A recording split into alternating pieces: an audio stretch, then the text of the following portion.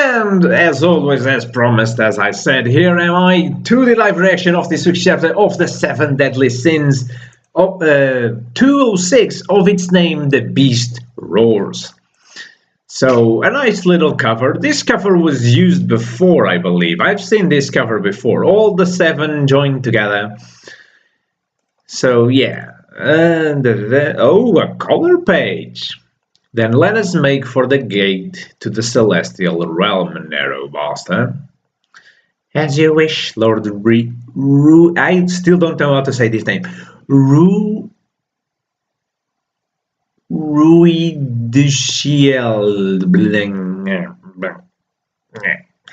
Gouter of the Ten Commandments, manipulating the goddess's cognitive functions, infiltrates Stigma's headquarters.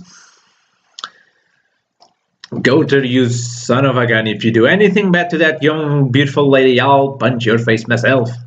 Possessing superior intelligence, magic power, and charisma, Lord Rueduciel reigns supreme among the four Archangels. It is merely a matter of time until Stigma utterly destroys the demon clan and grasps the land of Britannia. Oh, so that's the plan, in which magic energy flows abundantly in the palms of its hand. In order to ensure our victory in this holy war, Lord Rueduciel abandoned both his family and friends. I must not let his resolve go to waste. So he's a man who threw everything away everything he had, all for the purpose of a single objective. I do know of such a man, which is probably Meliodas. On the dawn of the day of our victory in the holy war, all of our compatriots shall be ushered in through this gate. So this is the gate leading to the celestial realm. Fancy, it's a big gate. Just as I pictured, I suppose those scoundrels of the goddess clan have terrible things. Who the hell are you? Oh, Melascula. What became of the prisoner's rescue? Nothing became of it. It was a trap. So the rescue was a failure, and on top of that, thanks to the arrival of Tarmiel and Sariel, of the four Archangels, most of our army was annihilated. Could you please not read my mind without my permission? Even Rueduciel himself was on his way there. You likely passed by each other. As one might expect, we're at quite a disadvantage. But I believe it shan't be so for too long. Okay, Garum versus Tarmiel, as well as Derriere.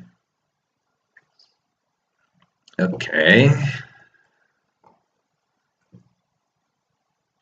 Jeez, Monspiet was ripped right in half. The hell? The hell is she punching? Like a heat wave or something? Oh no. Ow. She like, ugh, Jesus. She like punched her bone into his face. Ugh. Even if he's going to regenerate, Jesus. Holy heck. Is this Garen? Have we seen this form before?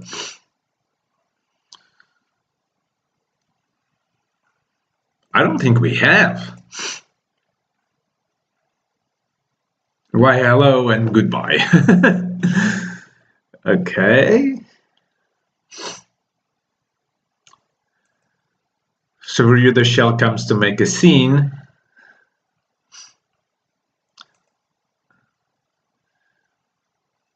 You 10 Commandments are not more than unsightly beasts. Lord Rueduciel is our world's greatest hunter. He drives beasts into a corner and finishes them off without fail. You're not the brightest one, are you? All of that is under the assumption that the beasts he has cornered are merely your run-of-the-mill variety. True. It seems that this is as far as we go. Guess we've got no other choice. Okay. They just I guess not broke, but they just perforated into their own heart. I guess to activate some sort of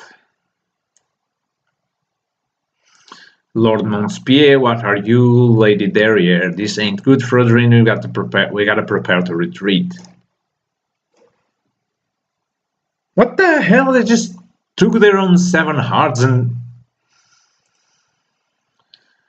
Oh. I offer you my 6 hearts as a sacrifice, and hereby form a contract. My true nature dwelling deep within my soul be released. Oh. Even amongst the 10 Commandments highest ranked of all the demons, it is a taboo technique which only the chosen are permitted to wield. In return for offering their original form and ability to reason as a sacrifice, the caster transforms into the evilest existence. The name of those beasts is Indura. Is it written as Indra? Or it's really in Indura as is in another significance? But Jesus, they look... Jesus, they look cool. How absurd, what of it?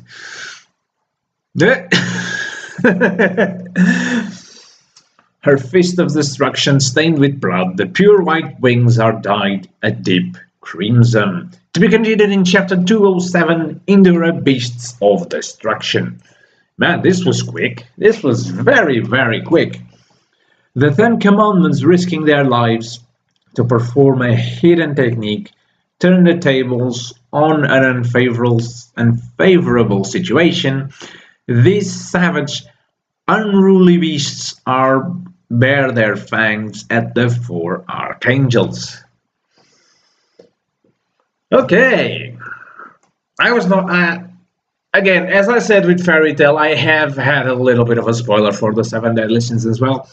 And the spoiler was the name Indura, the strongest form of the demons. I hadn't seen an image, but I knew that they would be transforming into an alternative form. But for this to be it, Jesus. But if they offered 6 hearts in the past, have they got them back in the present? Like, in the situation we known Derriere and Monspiet, do they have the 6 hearts?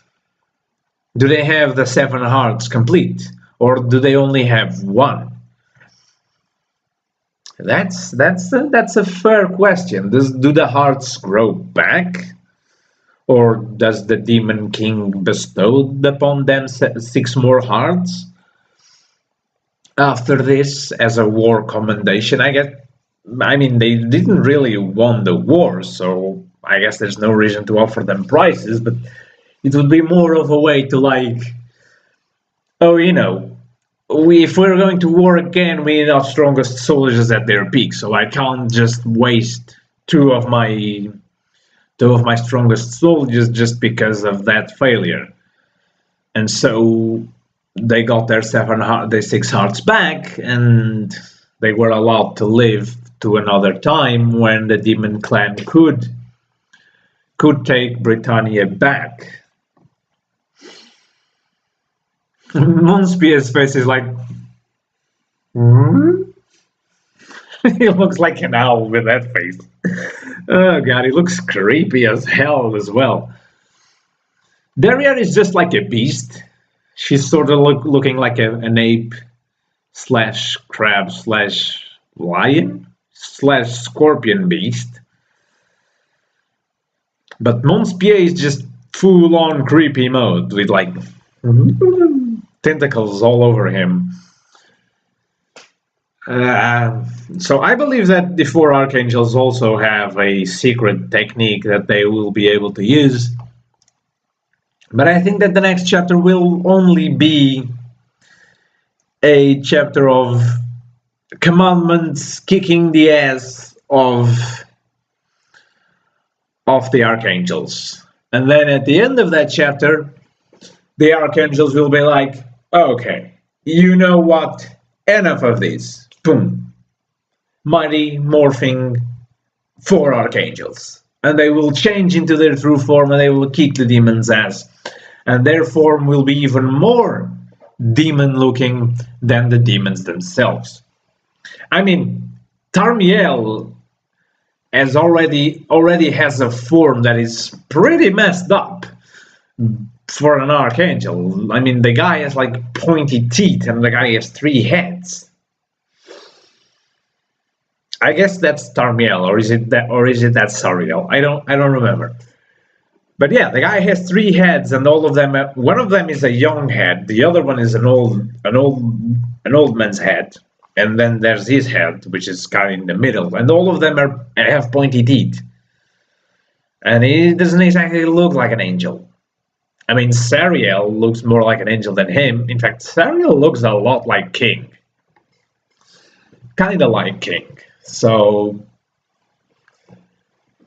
yeah, I enjoyed this chapter. I did. It was not very action packed.